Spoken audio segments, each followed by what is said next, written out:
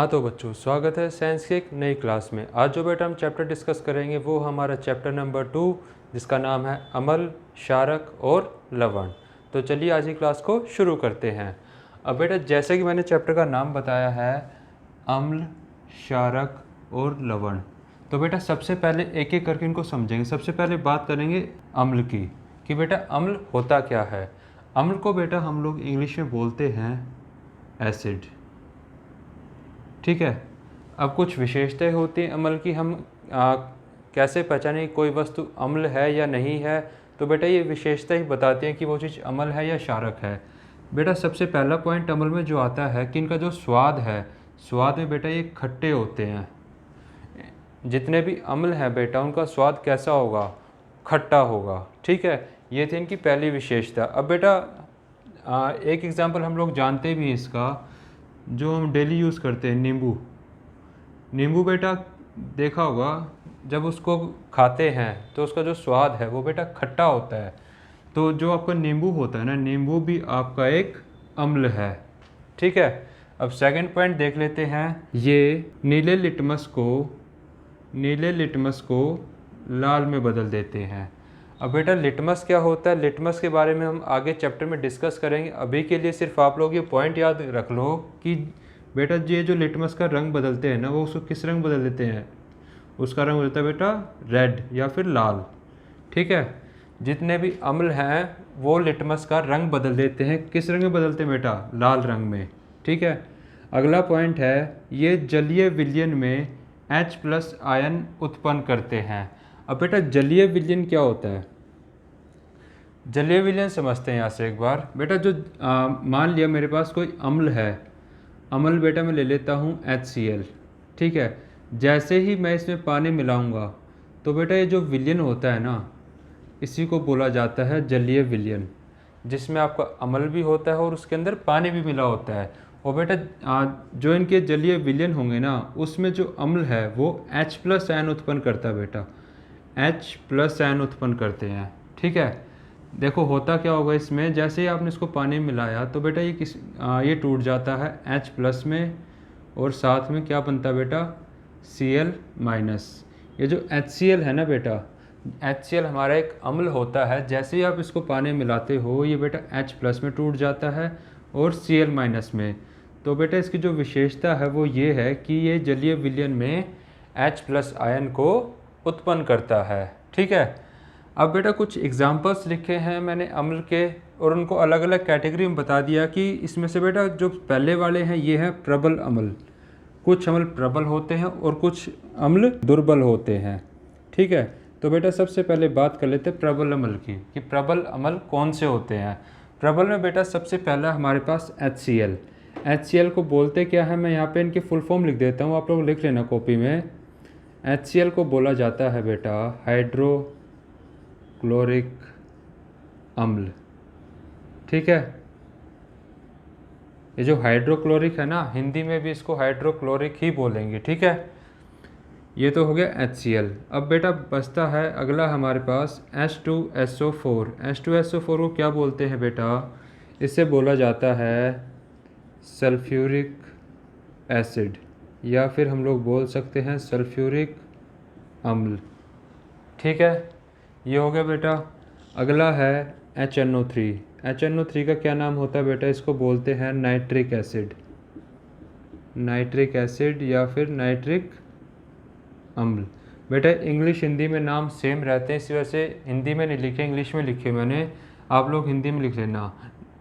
बेटा सल्फ्यूरिक को सल्फ्यूरिक ही बोला जाता है हिंदी में भी, नाइट्रिक को नाइट्रिक, और हाइड्रोक्लोरिक को हाइड्रोक्लोरिक। ये बेटा तीनों एग्जाम्पल आपको याद होने चाहिए।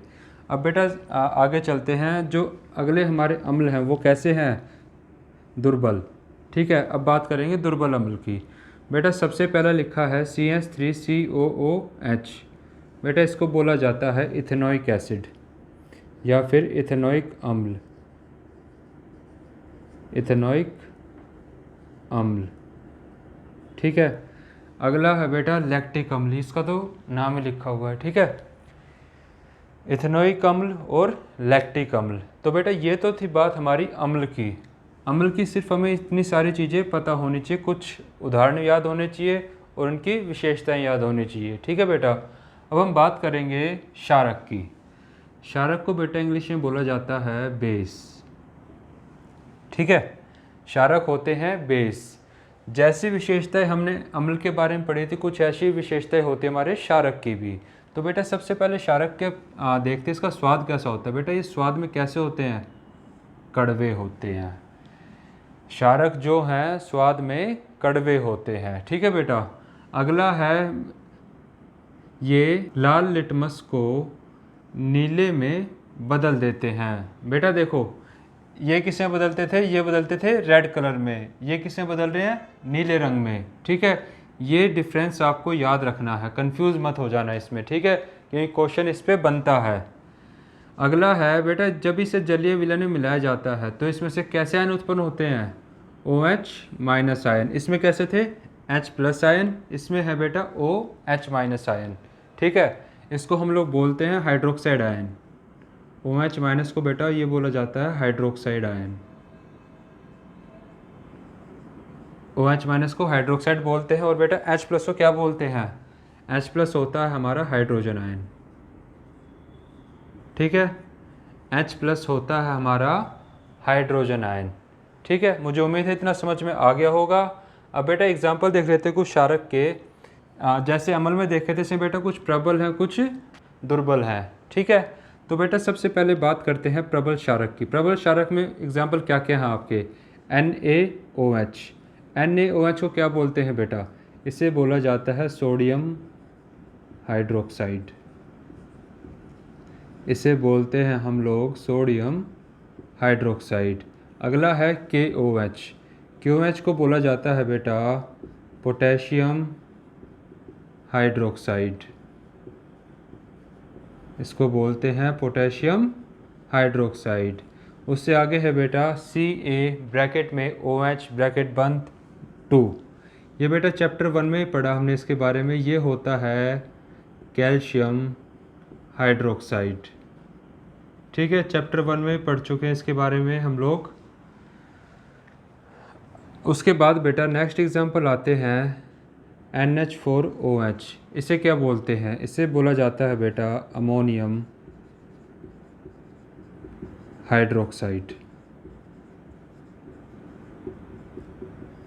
ठीक है, और बेटा ये क्षारक है, कैसे क्षारक है? दुर्बल क्षारक है। ठीक है, देखो इसमें हमें अम्ल और क्षारक में सिर्फ इतना ही समझना था। इसके जो बेसिक डिफरेंस हैं ये आप लोगों को पता होने चाहिए। इनके कुछ एग्जांपल्स पता होने चाहिए। एग्जांपल्स के बेटा फॉर्मूले भी और उनके नाम क्या क्या हैं। मैंने फॉर्मूलों के साथ साथ इनके नाम भी बता दिए हैं। अपनी कॉपी में पहले ये लिखना अम्ल के बारे में जितने भी उदाहरण हैं और जो ये फॉर्मूले हैं इनके क्या क्या नाम हैं, ये सारे लिखना। उसके बाद लिखना क्षारक के बारे में।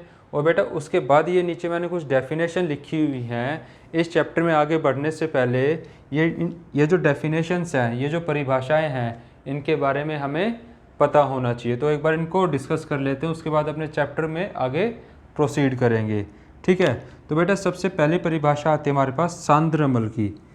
क्योंकि बेटा कई बार क्वेश्चन आते हैं उसमें इन शब्दों का इस्तेमाल हो जाता है। अगर हमें इन शब्दों का मतलब नहीं पता होगा तो हम लोग अपने क्वेश्चन का आंसर नहीं दे पाएंगे। ठीक है, तो बेटा बात करते हैं सबसे पहले सांद्र अम्ल की। सांद्र अम्ल के किस तरीके के अम्ल होते हैं? अब बेटा देखो, सांद्र अम्ल ये ऐसे अम्ल हैं जिसमें अम्ल की मात्रा अधिक होती है। ठीक है, ये बेटा ऐसे अम्ल हैं जिसमें अम्ल की मात्रा अधिक होती है और जो पानी है, जो जल है, उसकी मात्रा कम होती है। ठीक है, तो ऐसे अम्ल को बोला जाता है बेटा सांद्र अम्ल। ठीक है, सांद्र अम्ल बेटा एक सिंपल से तरीके से हम अगर समझना चाहें तो बेटा मान लेते हैं मेरे पास इसमें अम्ल है। ठीक है, इसमें बेटा मेरे पास अम्ल भी है और पानी भी है। अम्ल और पानी बेटा इन दोनों का विलयन है। ठीक है, अब सांद्र अम्ल कैसे अम्ल हैं? सांद्र अम्ल ऐसे अम्ल है बेटा जिसमें अम्ल तो है ज़्यादा मात्रा में और जो पानी है बेटा कम मात्रा में। ठीक है, जो उसके अंदर पानी मिला हुआ है ना उस अम्ल में, वो बहुत ज़्यादा कम मात्रा में है और जो अम्ल है, अम्ल अधिक मात्रा में है। तो बेटा इस तरह के अम्ल को बोला जाता है सांद्र अम्ल। ठीक है, उसके बाद बेटा अगली टर्म आती है तनु अम्ल। ठीक है, उसके बाद आता है तनु अम्ल कि ये किस तरह के अम्ल है। बेटा इसमें क्या होता है, इसमें अम्ल की मात्रा जो है वो कम होती है, जबकि पानी जो है अधिक मात्रा में होता है। जैसा बेटा सांद्र पढ़ा था ना, इसका बिल्कुल उल्टा। इसमें क्या होगा, अगर इसको भी ऐसे उदाहरण से समझे बेटा, अम्ल भी है हमारे पास और पानी भी है। बेटा इन दोनों का विलयन है इसमें। तो बेटा इसमें है क्या, इसमें जो पानी है, पानी की मात्रा बहुत ज़्यादा है और जो अम्ल है, अम्ल कम मात्रा में है। तो इस तरह के जितने भी अम्ल होंगे वो होंगे तनु अम्ल। ठीक है, अब बेटा उसके बाद बात आती है क्षार की। अब क्षार क्या होते हैं, क्षार समझते हैं, डेफिनेशन पढ़ लेते हैं फिर समझ लेते हैं। जल में घुलनशील क्षारक को क्षार कहते हैं। अब बेटा ऐसे क्षारक जो पानी में घुल जाते हैं, जो मैं बोल रहा हूँ ध्यान से सुनना एक बार। ऐसे क्षारक बेटा यही वाले हैं जो पढ़े थे ना हमने, बेस। ऐसे क्षारक जो पानी में घुल जाते हैं उनको क्या बोलते हैं, क्षार। ठीक है, जल में घुलनशील क्षारक को क्षार कहते हैं। उदाहरण बेटा वही हो जाएंगे जो क्षारक में पढ़े थे, NaOH सोडियम हाइड्रोक्साइड और KOH पोटेशियम हाइड्रोक्साइड। ठीक है बेटा, क्षार हो गया। अब बेटा देखो चैप्टर के नाम में एक शब्द और था, लवण। लवण को बेटा बोला जाता है सॉल्ट। ठीक है, अब लवण बोल लो, सॉल्ट बोल लो, नमक बोल लो, चीज़ एक ही है। अब बेटा लवण क्या होते हैं इसको और समझ लेते हैं। बेटा लवण कुछ नहीं है, जब अम्ल और क्षारक में आपस में इनकी अभिक्रिया होती है, जब इनकी परस्पर अभिक्रिया होती है तो बेटा हमें मिलते हैं लवण। ठीक है, लवण अम्ल और क्षारक की परस्पर अभिक्रिया से प्राप्त होता है। एग्जाम्पल के लिए बेटा हमारे पास हैं NaCl और KCl। अब बेटा NaCl को बोला जाता है सोडियम क्लोराइड, NaCl को बोलते हैं हम लोग सोडियम क्लोराइड। और बेटा जो KCl है, KCl होता है आपका पोटेशियम क्लोराइड। ठीक है, ये हो गई बेटा हमारी लवण की परिभाषा। अगर बेटा मैं इसकी एक अभिक्रिया आपसे क्वेश्चन में पूछ ले कि जो ये लवण है इसको बनने वाली एक अभिक्रिया लिखिए, उसमें आप लोगों को क्या लिखना होगा, एक अम्ल और क्षारक के बीच की एक अभिक्रिया लिखनी है और उसमें बताना हो कि हमारे पास लवण ऐसे बनते हैं। एक बेटा चैप्टर 1 में हमने एक अभिक्रिया की थी, मैं लिख देता हूँ यहाँ पे, कॉपी में चाहो लिख लेना। अगर बेटा मैं NaOH, ये क्या है, क्षारक है, सोडियम हाइड्रोक्साइड, और बेटा इसके साथ में अभिक्रिया करवा दूँ HCl की, ये क्या है, हाइड्रोक्लोरिक अम्ल है। ठीक है, तो बेटा हमने क्या पढ़ा था, Na तो H की जगह आ जाएगा और ये इस तरफ आ जाएगा, तो बेटा क्या बनाएगा, ये बनाएगा NaCl प्लस H2O। ठीक है, ये बेटा एक अभिक्रिया है। इसमें देखो ये जो NaCl है ना, ये हमारा क्या बना है, ये है बेटा लवण। ये क्या है, हमारा लवण है ये। ठीक है, और साथ में बेटा उत्पाद क्या बना है, पानी।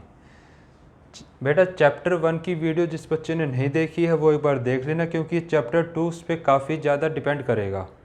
ठीक है, और बेटा एक काम और करना, हमारा जो आज हमें टॉपिक करना था वो कंप्लीट हो गया है। एक बार वीडियो को पॉज करके इसको अपनी कॉपी में अच्छे से नोट डाउन कर लेना, और जो बीच में मैंने क्वेश्चंस के बारे में बताया कि इस पे क्वेश्चन बन सकता है, इस पे क्वेश्चन बन सकता है, वो आप अपनी कॉपी में साथ साथ नोट डाउन करते ना, बीच बीच में वीडियो को पॉज करके। ठीक है बेटा, हमारा जो आज का टॉपिक था वो यहीं पे ख़त्म होता है। मुझे उम्मीद है आज जो हमने टॉपिक डिस्कस किया है आप लोगों को अच्छे समझ में आ गया होगा, लेकिन फिर भी अगर किसी बच्चे कोई क्वेश्चन है या कोई डाउट है तो बेटा आप लोग मुझसे अपने क्वेश्चन और डाउट शेयर कर सकते हो। शेयर करने का तरीका आप लोगों को पता है, कमेंट बॉक्स में अपने क्वेश्चन को मेंशन करके, और बेटा मैं कोशिश करूँगा आपके हर कमेंट और क्वेश्चन का मैं आंसर दे पाऊँ। एंड इन द एंड अगर आज की वीडियो पसंद आई हो so please like, share and subscribe my channel. Thank you.